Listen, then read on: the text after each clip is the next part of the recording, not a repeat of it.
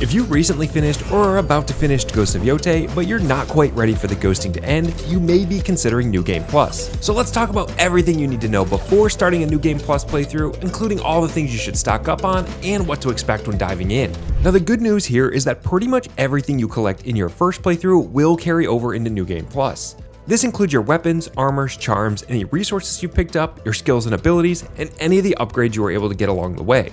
Essentially everything you have once you finish the game, you'll be able to have right from the very start of your new playthrough, with a few exceptions. For example, any of the fast travel points in any of the locations on the map that you've discovered will all be gone. When starting New Game Plus, your map is essentially going to completely reset and you're going to have to discover those locations all over again. So with that in mind, before starting New Game Plus, you're going to want to make sure to pick up anything that you want to take with you into your new playthrough, especially those items and collectibles in later regions of the game like in the Oshima Coast. Since this is a region in the game that you're going to have to play through the story pretty far in order to gain access to, it's essentially going to be off limits to you for the majority of your New Game Plus playthrough. So if there's any cosmetics, armors, charms, dyes, or weapons in that area of the game, definitely be sure to pick them up beforehand. Now you're also going to want to make sure to grab any hot springs or altars of reflection so you can take those skill points and additional health with you into New Game Plus. One thing to note here is that any of the altars or springs that you've already collected as part of your first playthrough won't grant you additional health or skill points in New Game Plus. Instead, revisiting those areas is going to grant you Ghost Flowers, which is a new currency in New Game Plus that we're going to get into in just a minute. Now another thing that completely resets when you start New Game Plus is your wolf pack. So any of the NPCs that you've unlocked, except for the wolf, you'll need to rediscover all over again in your new playthrough. So once again, definitely be sure to upgrade anything you want to take with you into New Game Plus, otherwise you'll basically be stuck at whatever level you're at until you reach the point in the game where you can once again unlock that member of your wolf pack. This is particularly important for any of the specialized NPCs like Ina the Bomb Maker or Matchlock Murata, since they won't be accessible until later in the game. So if you haven't yet upgraded your pistol or your rifle or any of your throwables, definitely be sure to do so before starting your new playthrough. Now another thing that I noticed is that in New Game Plus there are some inventories that don't carry over. For example, any of your quest items or Lord Saito missives don't carry over, which makes sense. You'll need to pick these up all over again as you play your way through the new story. But also, none of your puzzle boxes will carry over. These are items in the game that are actually pretty easy to overlook, but as you play through the Kitsune mission and explore Teshio Ridge, you'll collect puzzle boxes that you'll need to solve by opening them up in your inventory. This is definitely something you'll want to do, as these reward you with some pretty decent items, especially the more of them you collect. And again, these boxes don't carry over, so definitely make sure you're visiting your inventory and opening all these puzzle boxes and collecting these items before you start your New Game Plus playthrough. So once you're ready to start New Game Plus, you'll want to head back to the title screen and select New Game Plus. Now one thing to note here is that you won't start right back at the very beginning of the game. If you recall, when you start a brand new playthrough, the true beginning starts with a young Atsu and flashbacks of the Yotei 6, and you go on to fight the snake. This is essentially the tutorial section of the game, but in New Game Plus you skip this section entirely and you start out right from when Atsu returns to Ezo. Now I know for some people this is probably a little bit disappointing, and I kinda wish they did the same thing that they do in Horizon Forbidden West, where they at least give you the option to skip the tutorial section of the game. But regardless, when starting New Game Plus, just be aware that you're pretty much thrown right into the open world with the first member of the Yotei 6 already defeated. Now you'll also be prompted right from the very start to pick your difficulty, and the overall level of difficulty will be increased no matter which level you choose. With the plus difficulties, all enemies will have increased health and will deal increased damage, so you'll definitely be tested, especially if you're playing on the new Lethal Plus difficulty. How disappointing.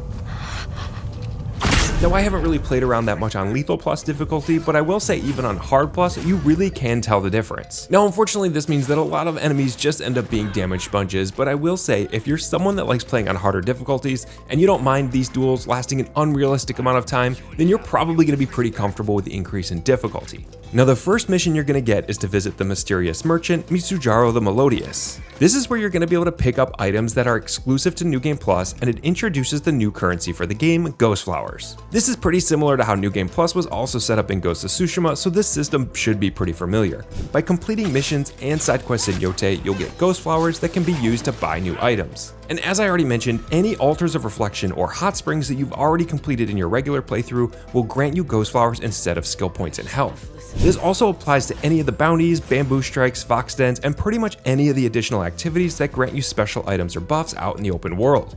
If you've already completed them in your first playthrough, in New Game Plus, they'll grant you with either 2 or 3 ghost flowers depending on the activity. So the more activities you complete and the more things you find in your first playthrough, the more ghost flowers you'll be able to collect early. So to get off to the best possible start in New Game Plus, definitely make sure you're grabbing those collectibles and other items while you can. Now you should be able to collect a decent amount of ghost flowers just by playing through the game naturally and exploring around, but if you find that you're not quite getting enough of them, there are a couple of new charms that can help. The Charm of Frailty, the Charm of Cursed Spirit, and the Charm of Misfortune are all new charms that have a minor to moderate chance of granting you ghost flowers when defeating an enemy, but each of these charms come with their own curse. Now of the 3 of these, I found the Charm of Cursed Spirit to be the least of the cursed because I don't really use spirit abilities all that often, so for me this is a fair trade-off. But if you're playing on Lethal Plus difficulty, you're pretty much going to be dead in one shot anyway, so the Charm of Frailty might be worth it to have that moderate chance of getting ghost flowers. Now it does seem like these charms stack, so if you want to increase the drop rate of ghost flowers even more, you can equip all 3 of these charms at the same time. I took advantage of this by putting together a cursed standoff build, which has all 3 cursed charms equipped as well as Kanamori's two-faced mask just for good measure. If you like standoffs and you feel pretty confident in your standoff skills, switching to this build is a good way to get a ghost flower or 2 if you need it. But honestly, I experimented with these a ton and really didn't find the drop rate for ghost flowers to be all that impressive even with the moderate chance. So I wouldn't necessarily recommend spending ghost flowers to pick up these charms early. Now the new merchant also offers 2 new armor sets that you can purchase for ghost flowers, Oyuki's armor and Ina's armor.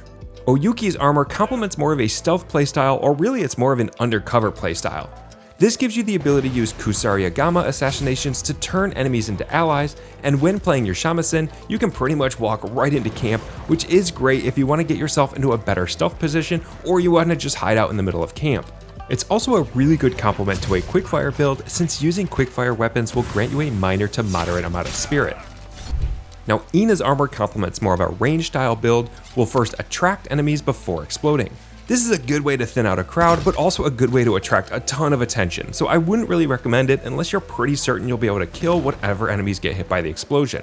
Honestly, both of these armors are pretty fun to play around with, but I didn't find them to be all that practical, and I can't imagine they're going to be working their way into my regular loadout rotation anytime soon. But what do you think? Let me know your thoughts in the comments below. Maybe it's something that I'm just missing, but I found both of these armor sets to be pretty underwhelming. Now the Mysterious Merchant will also allow you to upgrade your carrying capacity for sake all the way up to 5, and if you have the Charm of Abundant Drink, you can carry up to 6. Now I did actually find the ability to upgrade my sake carrying capacity to be pretty useful, especially with the increased difficulty, since sake can be a really useful weapon in the game, not only to grant additional spirit and health when you need it, but that empty sake jar can be thrown at enemies to instantly stagger them. The merchant also offers a couple of new charms to help complement a drunken style build if you want to take even more advantage of the sake. The Charm of Drunken Mastery makes it easy to stagger enemies once you're drunk, and the Charm of the Drunkard, which makes your attacks unblockable, but it also prevents you from blocking, making it the ultimate high risk, high reward charm. New Game Plus also introduces another level of upgrades to your weapons and your armors. Using Ghost Flowers, coins, and precious metals, you'll now be able to upgrade your armors to level 5, which does give you some additional skills and abilities. For your weapons, you can upgrade to the new Transcendent level, which is going to give you the ability to inflict more damage. Now in the beginning, Ghost Flowers are a bit of a commodity, so which of these items should you purchase first? Now of course this does depend on your personal preference and playstyle, but for me, I didn't really find the charms or new armors to be all that useful, and everything else from the merchant was pretty much purely cosmetic. So I wouldn't really recommend spending Ghost Flowers with the merchant right from the start. Instead, I would recommend upgrading the armor or armors that you use most often to take them to that new level 5, and then I'd recommend upgrading the weapon that you use most often to the new Transcendent level. From there, then I'd recommend that you probably upgrade your sake carrying capacity to 3 or 4 so you can take advantage of some of that extra spirit and you've got some additional health when you need it. You should be able to get all that for about 30 to 40 Ghost Flowers, which you should be able to get relatively easily just by exploring around and finishing missions in the Yotei grasslands. Now something else that you'll notice in New Game Plus is that you do have an additional loadout slot for a total of 6. This is something that's only available in a New Game Plus playthrough, so definitely make sure you're taking advantage of it. And new to the 1.1 update, which is the update that gave us New Game Plus, there are also a couple of pretty cool new settings. From the gameplay settings, you'll want to turn on auto loot, which will automatically loot any enemies once you've killed them, which should save you a decent amount of time. And right under that, I'd recommend turning on fall damage to off. This is going to negate most damage when falling from high heights, making it a lot quicker to get around, but just be warned, if you fall from too high of a height, you will still die. Alright, and that is everything you need to know about New Game Plus in Ghost of Yotei. If I missed anything, definitely be sure to let me know in the comments. It might help me or someone else that's watching this video later on. And as always, thanks everyone for watching, and I'll see you on the next one.